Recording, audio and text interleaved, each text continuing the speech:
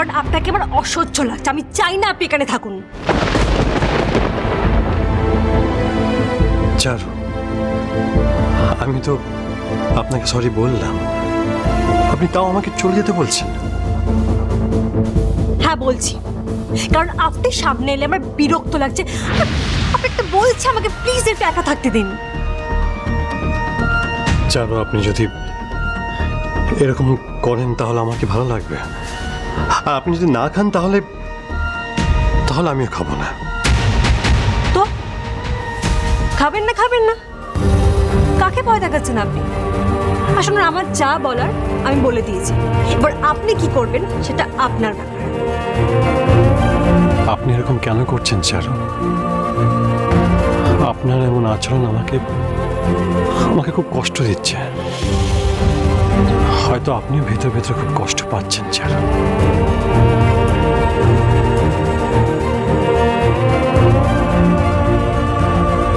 চারু please, আপনি আমার উপর এতটা রাগ করে থাকবেন না। বেশ, আজকে আমি আপনাকে নিজের হাতে খাওয়াবো, ঠিক আছে? আর আপনি রাগ করবেন না, অনেক হয়েছে। এই নিন। নাটক হচ্ছে? নাটক করছেন আপনি আমার সাথে? আমার জন্য দরদ উতলে পড়ছে না? বললাম না খাবারটা সরে যান এখান থেকে। চারু,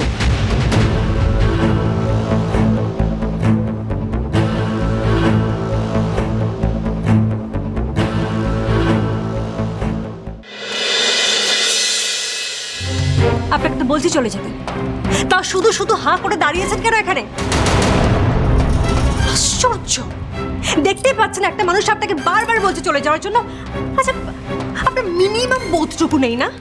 আপনি দেখতে পাচ্ছেন আপনাকে একদম সহ্য করতে পারছেন না, আপনি কনস্ট্যান্টলি নির্লজ্জের মতো দাঁড়িয়েছেন কেন?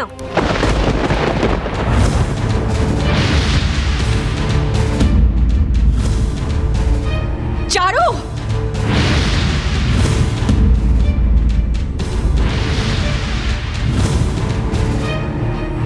কি বলছো তুমি এসব আর্যকে? হ্যাঁ, আমি জানি তুমি এখন খুব মানসিক চাপের মধ্যে আছো চারু, কিন্তু তাহলেও কাকিমণি,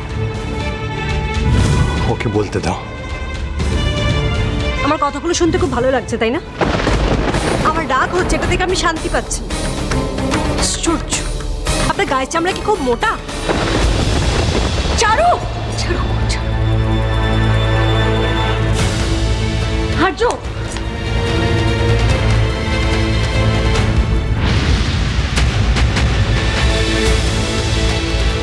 ছি ছি ছি ছি ছি।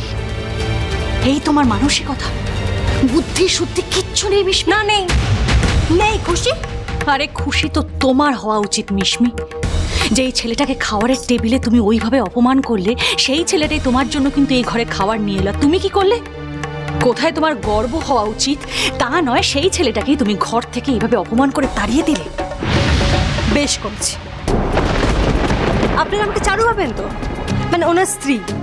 তাহলে আমি আমার স্বামীর সাথে ঠিক কি ব্যবহারটা করব সেটা আমার পার্সোনাল ব্যাপার, চারুর পার্সোনাল ব্যাপার, তাই তো? চারু আমাদের কাছে খুব পবিত্র একটা নাম মিশমি, আর সেই নামটার সঙ্গে আমাদের প্রত্যেকের ভালোবাসা জড়িয়ে আছে। আর তোমার সেই পবিত্র জায়গাটা নেওয়ার কোনো যোগ্যতাই নেই। তাই তাহলে ছেড়ে দিন আমাকে, তাহলে আপনারাও মুক্তি পেয়ে যাবেন আর আমিও রেহাই পেয়ে যাব।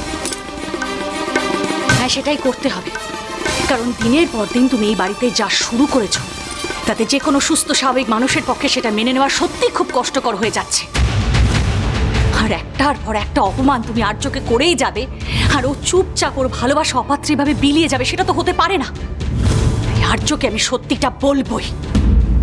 হতে পারে হয়তো সত্যিটা শুনে ও সত্যি খুব ভেঙে পড়বে, কিন্তু তাতে কি?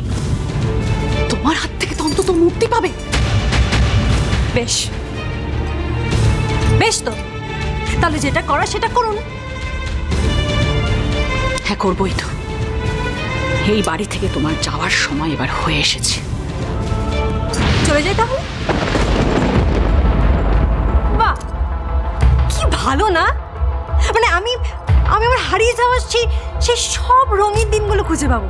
কি মজাটাই না হবে! নাচ গান মস্তি সব কিছু যা ইচ্ছে তাই করতে পারবো। লা লা লা লা লা লা লা লা লা, কি মজা!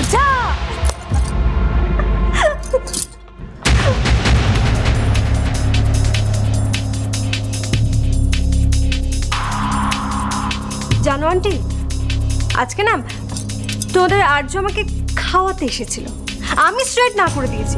আর এই ভদ্রমহিলা আমাকে বেশ জ্ঞান দিচ্ছে, আমি জানো কি করেছে।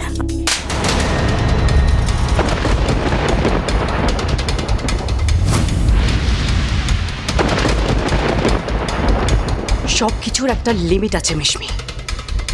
আমি এতক্ষণ ধরে দাঁড়িয়ে দাঁড়িয়ে সবটা দেখেছি।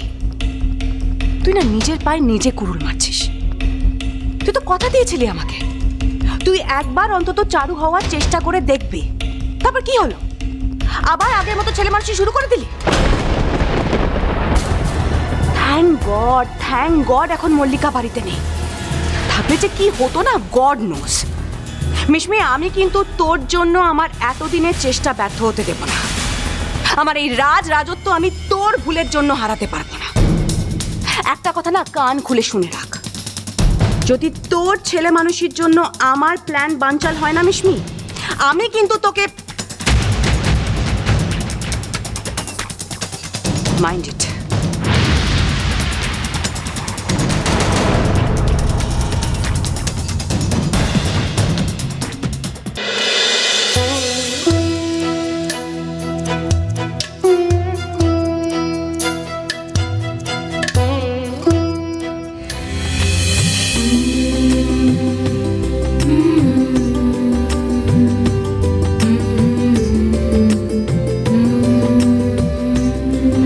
অমৃতা, তুমি বুঝে গেলে বৌদি, কিন্তু কি করে? তোমার গায়ের পারফিউমের সুন্দর গন্ধটা পেলাম। বুঝলাম। অমৃতা, তুমি কি কিছু বলবে? আসলে কাল যেতে হবে তো, তাই যতটা পারছি গুছিয়ে নিচ্ছিলাম আর কি। না না, ভালো করেছো। আর এই নাও, এই শাড়িটা নিয়ে এলাম তোমার জন্য, এখানে রাখলাম। কাল তোমার প্রথম দিন না, আমি চাই কাল তুমি এই শাড়িটা পরে প্রথম দিন স্কুলে যাবে।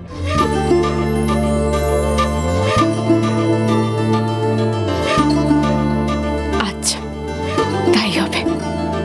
তোমার দেখছি সব দিকেই খেয়াল আছে। বারে, খেয়াল রাখতে হবে না? আমার বৌদির জীবনে এরকম একটা ইম্পর্টেন্ট দিন শুরু হতে যাচ্ছে, আমি না খেয়াল রাখলে আর কে রাখবে শুনি? আচ্ছা অমৃতা, ডাক্তারবাবু আমার স্কুলে জয়েন করার খবরটা শুনেছেন?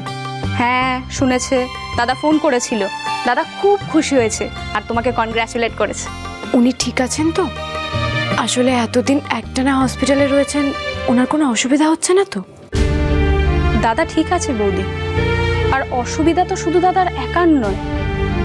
আসলে আমরা এমন একটা সময়ের মধ্যে দিয়ে যাচ্ছি বৌদি, যেখানে সারা বিশ্বের মানুষ কম বেশি সবাই কিছু না কিছু অসুবিধার মধ্যে দিয়ে যাচ্ছে। ঠিক বলেছো অমৃতা, হঠাৎ করে সব কিছু কেমন যেন পাল্টে গেল। ডাক্তারবাবুর মতো এরকম কত ডাক্তার সারাদিন লড়াই করে চলেছে মানুষকে বাঁচাবার জন্য। আজ মানুষ বুঝতে পারছে ডাক্তাররা সত্যিই ভগবানের সমান। এই কঠিন সময় যে আমাদের কাটিয়ে উঠতেই হবে বৌদি। হ্যাঁ অমৃতা, তুমি দেখো আমরা খুব তাড়াতাড়ি আবার আগের ছন্দে ফিরে যাব। আচ্ছা অমৃতা, আমার বন্ধু কি করছে? সে যে আমায় বলছিল তার ডাক্তারবাবুর জন্য খুব মন খারাপ করছে। একটা কথা পরিষ্কার, ডাক্তারবাবু চিনিকে যতই বকাঝকা করুক না কেন, চিনি কিন্তু ডাক্তারবাবুকে বড্ড ভালোবাসে। আসলে বাচ্চা তো ঠিক বোঝে কারা বেশি ভালোবাসে। ঠিক আছে বৌদি, তুমি সব কিছু গুছিয়ে নাও, আমি ওই দিকটা একবার দেখি। তোমাকে একটা কথা বলার ছিল অমৃতা। কদিন ধরেই ভাবছি কথাটা তোমাকে বলবো, কিন্তু কিভাবে বলবো বুঝে উঠতে পারছিলাম না। আমাকে বলবে তাতে তো সংকোচের কি আছে বৌদি? না, আসলে তুমি কিভাবে নেবে সেই ভেবেই বলতে পারছি না। বৌদি প্লিজ বলো, কি বলবে?